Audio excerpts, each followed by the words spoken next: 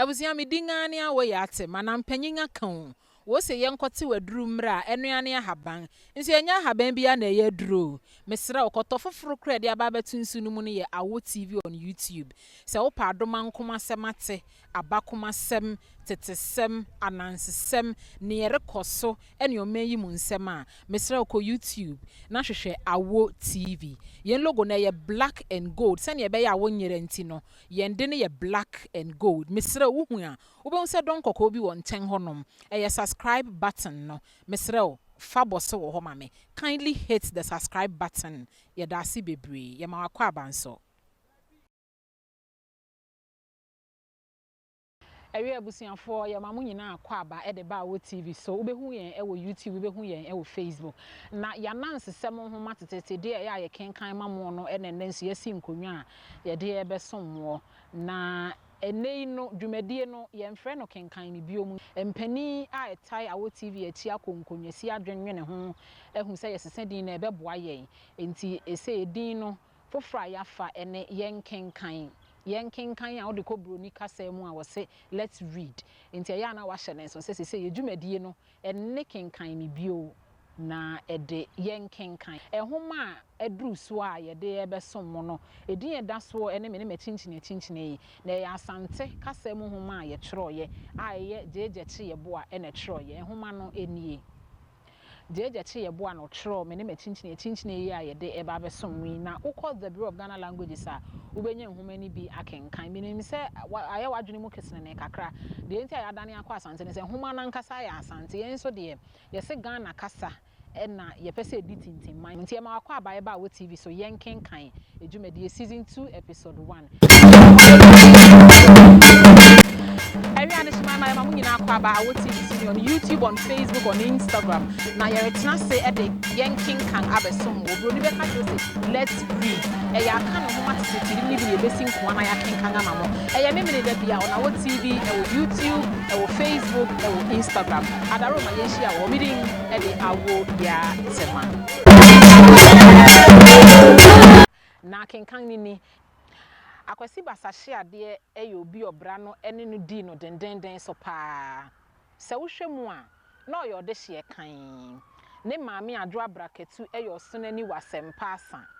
e na ne papa ya papa ye nso e yo yukuni e wampa ba me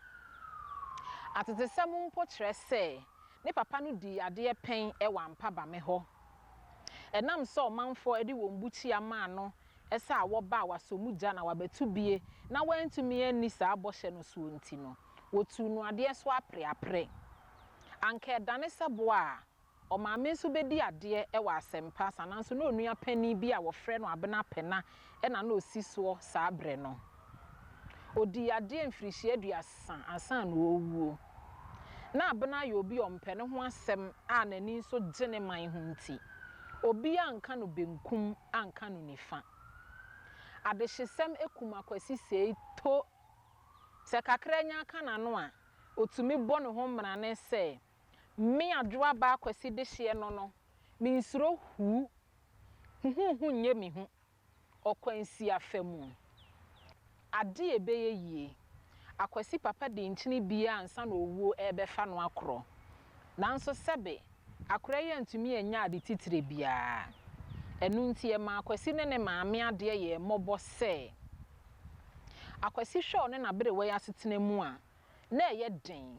enti oye na dwene se afeedie obekwa akopɛ dwuma bi adi wo baabi akwasi nso sebe ne homasi enru akiri enu nti na onu ehu adwuma ko a okoye da bia nopa okra na bere wase opese otu kwan na braketu anwinwi wa akwasi akwantuo no ho ansa na obekro no na bere we hye da frɛ ni tu ne fo se akwasi wa wahutebia me womu wa ha mete hai peso akra ye de tota me ni bi na nkampese menya bi matobri bi madi sese die wa na mani da oso wu kroi eja abrewa de ye fe ne sebusumi bia wo be mane me biribi kakra na me nso me de bi atonkamfena bi madi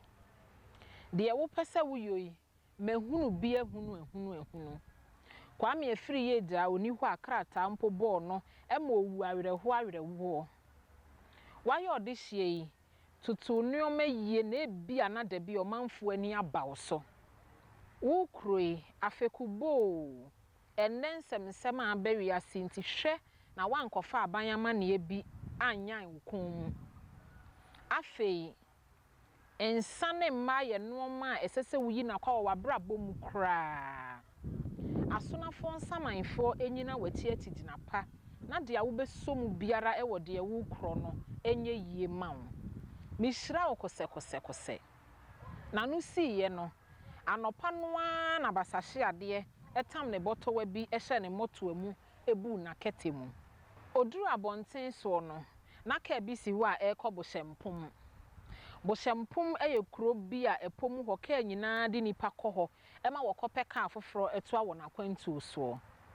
Na aka nipa fu apɛ ema ka no ayema enti akwasi ma ne nan so ekotena emu. Ekamea ese asempa asafo nko ana na ewo ka animu. Ye nti wo hu sa akwasi abetena mu bie no. Wo hwehwe wo ho anim eprepre wo ho ebisa de basahye ade ekro. Akwasi nye obi otatu kwan kra. Efri asempa asa ekobo hyempom ebeye brofo kwansi ni nsia pɛ. Nanso midi se eda edi kan ana akwasi ekɔ ho no. Akwasi tena aka animu no. Eni gina kra na etuye. Droba no nso eye obi a nani ntua de obi edi etuye nti no. Wobo wani totroto no na ode won esane duabro ni bepo a wofi so ekobo hyempom no. Anopa no nso na osu agugu kakra enti na efom ayese nkuruma. Enti ma woteke anumu no de droba to boe. Eno ane sa akwai awusu dagum. De na nipa woteke anumu no eriyo no ehi ene na bufu eye no nti. Maame ba akokra de. Se nya no na bini mu a anko yi ni si fom. Odimirika tente saa. Aka akra na wasi kota so pe obi ehunu de yeyoye na ka no ate asi kwanten. Droba no chim siti ayi ba biara ensom. Enti nipa a wote mu ne bi de Awurade Yesu ene ade saa na wu ka no na aye goso yi. Ewo mu so obi enwu de nanso kohwese de na moja abo abura ho a na enya asem wakra. Akwasi basahye ade de ne hu anti kra enti ofri ho na tonom okọ de ka no hwe ase ho ene bo hyempom eye ekwanti a wabi de nanso wanfa kwan mu ten ode ne ho kan wira ekosi kuro no nkwanti a ansana ote asi kuro oduru bo hyempom no afei na atofa akwa wonfa nani nkyere se onfa nani enkyere ahofe kuro mu kwan so ana se onfa nani nkyere obra ne wara kwan so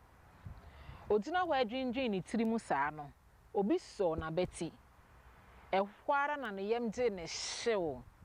odane na nipa ohunu se oni kuro no eye nadamfo brabo bi a ofre no kofi abayie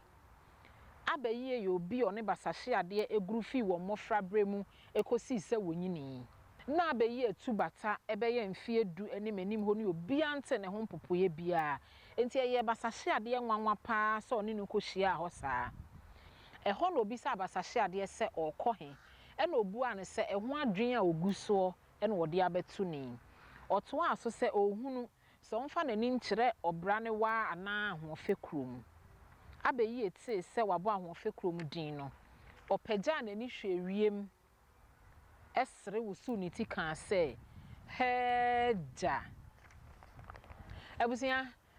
ti ba kono ena ye dia ba wieye mene machinchini homa ye dia fi ase J-Gyekye Yeboah no tro ya okọ the Bureau of Ghana Languages a wonsa be kan bi ye da mu nyina ase everyone is my mamu nyina akwa ba awo TV on YouTube, on Facebook, on Instagram na ye retena se e de Yenkenkan abesom wo bro ni be ka say let's read e ya kan no homa titiri ni bi ye besi nko na ya kenkan ama mo e ye memene da bia on awo TV e wo YouTube e wo Facebook e wo Instagram adaro ma ye share wo reading e de awo ya tema